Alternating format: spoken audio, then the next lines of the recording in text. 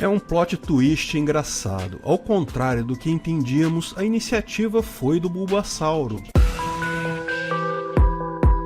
Esse é o Visão Libertária, sua fonte de informações descentralizadas e distribuídas. Na semana passada foi liberada uma informação interessante que explica muito o que aconteceu na saída do Sérgio Moro do governo lá no final de abril. É apenas um detalhe pequeno, mas deixa bem mais óbvio a situação toda. No dia 2 de setembro agora, a Polícia Federal encaminhou um relatório com a investigação da suposta interferência de Bulbasauro na Polícia Federal. Lembra que Moro, quando saiu do governo, saiu atirando, claramente queria derrubar o governo. Iniciou-se então uma investigação sobre a eventual interferência de Bulbasauro na Polícia Federal. Processo esse que ainda está correndo, embora, ao que tudo indica, não tenha grandes informações. Certamente, se houvesse problema sério aí, já teria sido vazado para a imprensa. O relatório, portanto, não tem grandes novidades também.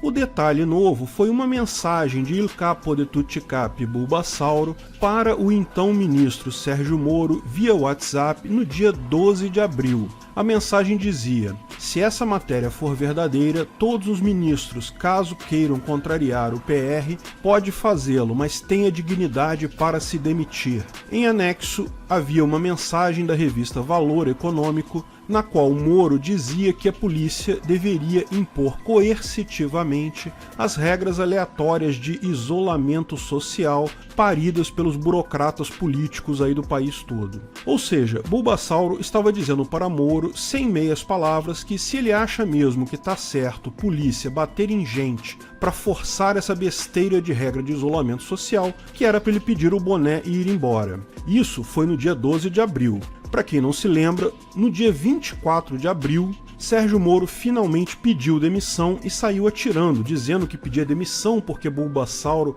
estava querendo interferir na PF, não sei o que lá. Aí teve aquela famosa reunião ministerial vazada para a imprensa pelo Celso de Mello, que aconteceu 2 dias antes da demissão dele, no dia 22 de abril.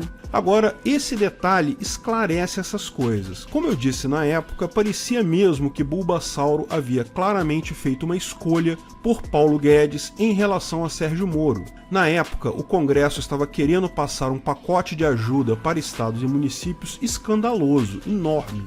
O chamado pacote do fim do mundo. Obrigava o governo federal não apenas a imprimir dinheiro loucamente só para dar para os estados e municípios, como também autorizava estados e municípios a fazer dívida nova, ou seja, a impressão de dinheiro descontrolada por todo mundo. E o Congresso estava resolvido a passar isso, porque, você sabe, se eles não conseguem fazer as maracutaias no governo federal, iriam obrigar o governo federal a mandar dinheiro para estados e municípios e fariam as maracutaias lá nos estados e municípios. No final das contas, as maracutaias sempre vão ser feitas, porque esse é o objetivo final de todo o governo. Na época, eu falei que isso obrigava Bulbasauro a escolher entre a pauta econômica de Paulo Guedes e a pauta moral administrativa de Sérgio Moro. Por quê? Bem, o governo dele começou assentado nesses dois princípios, liberalismo econômico, Paulo Guedes, e rigor contra a corrupção, Sérgio Moro. Mas, nesse ponto, se ele continuasse não negociando com o Centrão, e negociar com o Centrão eu não estou dizendo necessariamente participar de corrupção, apenas atender pedidos de nomeação feitos por deputados do Centrão, se ele não fizesse isso, o pacote iria passar, o governo iria quebrar e nada salvaria a área econômica. Ele continuaria bem do ponto de vista moral, poderia continuar batendo no peito e dizendo que não fez negócio com corrupto, mas o governo iria para o saco. Por outro lado, se ele negociasse com o Centrão, podia bloquear esse pacote do fim do mundo, ou ao menos amenizar ele, que foi o que foi feito no final das contas, mas não haveria como manter limpo o discurso de que não negociava com o Centrão porque tem corrupto ali. Não tem jeito, por mais que as negociações sejam técnicas, a gente sabe no final das contas qual é o objetivo dessas indicações. Elas são o motivo pelo qual o Estado existe, que é roubar dinheiro. Não tem outro motivo para existir Estado. Isso, mesmo que não gerasse problemas imediatos, pegaria mal para Sérgio Moro. Só para ressaltar, eu também disse na época, antes dele fazer essa decisão, que torcia para ele negociar sim com o Centrão se fosse o caso. Eu não tenho apreço nenhum pela ideia de um Estado funcionando bem, um Estado sem corrupção, porque a função do Estado é só roubar as pessoas mesmo e privilegiar os seus. Não tem outra função. Então eu quero mais é que o Estado não funcione mesmo, para roubar pouco. por outro lado, mais liberdade econômica é sempre bom. Então, se dependesse de mim, eu teria negociado com o Centrão desde o dia 1º do governo. Embora eu tenha certeza que Bulbasauro optou por Paulo Guedes na ocasião, desprestigiando o Moro, eu não achei que ele sairia tão rápido. Para mim, era muito mais lógico ele ficar, mesmo que desprestigiado, e tentar negociar a vaga no Supremo em novembro. Lembra, Bulbasauro vai escolher um membro para o Supremo agora em novembro. Sair do jeito que o Moro saiu foi muito ruim para ele, tanto politicamente quanto estrategicamente. Muito melhor ficar quieto, engolir sapo, faz parte da vida engolir sapo, gente, e acabar no Supremo logo ali adiante. Eu atribuí a jogada dele de jogar a merda no ventilador e pedir demissão e sair atirando a mera inexperiência política. O cara achou que sairia, derrubaria o governo e se daria bem como o cara que tirou 2 presidentes da República. No final, vocês sabem, não foi isso que aconteceu. Eu ainda acho que o principal ataque contra Bulbasauro, a tentativa de fato de tirar ele do poder,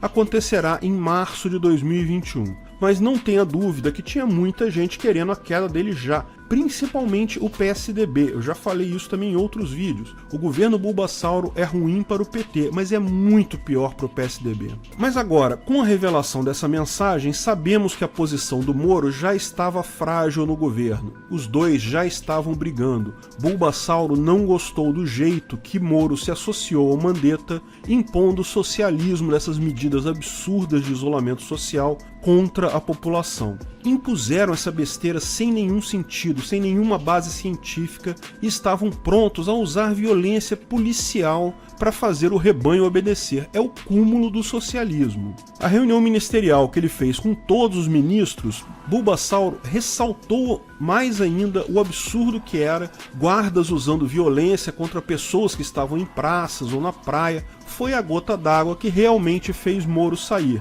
Toda aquela papagaiada sobre interferência na PF foi apenas a forma como ele encontrou de tentar minar o governo, de tentar atingir o governo. A grande separação aconteceu na questão da fraudemia. No final, o que percebemos é que a saída dele não teve nada a ver com Polícia Federal ou com qualquer coisa do gênero. Teve a ver com discordância sobre o lockdown. Moro é um pandemínio, acredita na fraudemia, acha que o governo tem que ignorar direitos individuais, ignorar liberdades individuais, propriedade privada, em nome de impor aquilo que burocratas parasitas acham ser o melhor para a sociedade. No final das contas, a briga foi na questão da fraudemia. Essa situação reforça o ponto de vista libertário da coisa, que eu já falei em outros vídeos também, já disse em várias ocasiões. O grande ponto de divisão entre socialistas e libertários nesse momento é a fraudemia. Quem está apoiando decisões do governo contra o povo é socialista. Quem é contra essas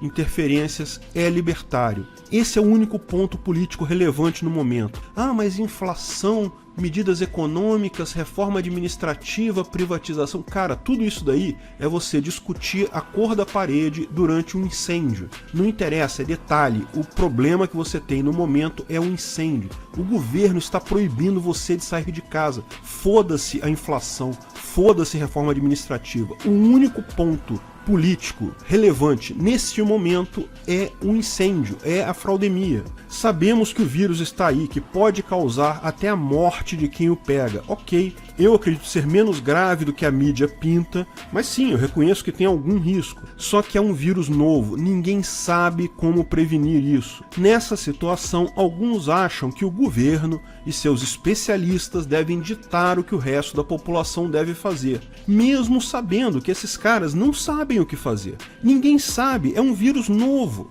Outros têm a visão mais clara, a visão libertária, e percebem que, nessa situação, é melhor deixar as pessoas tomarem suas decisões por si próprias. Elas devem ser informadas do problema dos vírus, devem ser informadas de todas as informações que nós sabemos até o momento sobre esse vírus, mas elas devem tomar as decisões sobre as próprias vidas. Ninguém melhor que o indivíduo para reagir conforme a sua realidade. Lógico, libertários simplesmente nem reconhecem o direito de outras pessoas, do governo, de obrigar alguém a fazer algo. Isso simplesmente viola o PNA, viola o direito de propriedade. Então nem é questão de que é melhor ou não. Mesmo do ponto de vista utilitarista, porém, temos esse dilema. O governo sabe melhor que o indivíduo o que fazer em cada situação? Mesmo numa situação em que o vírus é novo e a ciência não tem respostas? E não, o lockdown, o isolamento social não tem base científica alguma. Já expliquei em vários vídeos por quê. No final, isso mostra que a grande divisão política nesse momento não é esquerda-direita, não é capitalistas e comunistas, é entre libertários e socialistas. Dá para ver claramente até nego liberal do Novo tomando a posição socialista. No final das contas, esse é o grande divisor de águas. Quem acha que burocrata pode impor suas soluções à sociedade, que há qualquer coisa de positivo em proibir alguém de sair de casa, proibir pessoas de trabalhar, obrigar pessoas a tomar uma vacina, por qualquer motivo que seja, é socialista. Do outro lado está quem acredita na liberdade, entende que a informação e conhecimento dispersos na sociedade é muito maior que o conhecimento de qualquer indivíduo específico. Por mais que seja um cientista inteligente e capacitado, ele não sabe mais do que o conjunto da informação de toda a sociedade. Não preciso nem dizer para vocês que essa briga tem um claro lado vencedor. Como eu disse nesse vídeo do dia 28 de março, logo no começo desse troço todo, o vídeo O Canto do Cisne do Socialismo. Os socialistas acharam ótima essa doença, porque viram um monte de gente com medo pedindo para o Estado dizer o que eles deveriam fazer. Mas eu adverti a eles então, o Estado não sabe o que fazer também. E mais dia menos dia vai ficar claro para todo mundo que isso é uma fraude, é uma besteira. Não a doença em si, a doença existe, mas essas medidas propostas por cientistas muito científicos para caralho, e adotados por governotários e prefeitardados que não sabem como resolver a questão da doença. Adotaram isso simplesmente pelo capital político. No final das contas, o povo vai perceber o engodo. Isso vai ser o golpe fatal no socialismo. Ok, eu fui otimista nesse vídeo. Achei que pessoas iriam perceber logo esse problema. Elas demoraram bem mais do que eu imaginei para perceber isso, mas não há dúvida nenhuma de que estão percebendo agora. Posso estar sendo otimista também de dizer que isso é o golpe fatal no socialismo, mas certamente é um golpe duro, vai doer. Quem amarrou seu burro no poste do socialismo apostando nesse coronavírus se deu mal e vai se dar cada vez mais mal daqui para frente. O futuro é libertário. Obrigado pela audiência. Se você gostou do vídeo, curta e compartilhe para ajudar o canal. Se ainda não é inscrito, inscreva-se no botão abaixo e clique no sininho para ser avisado de novos vídeos. Além do Twitter e Facebook, estamos agora também no Instagram. Procure ancap.su lá e veja o nosso conteúdo por lá também. Até a próxima!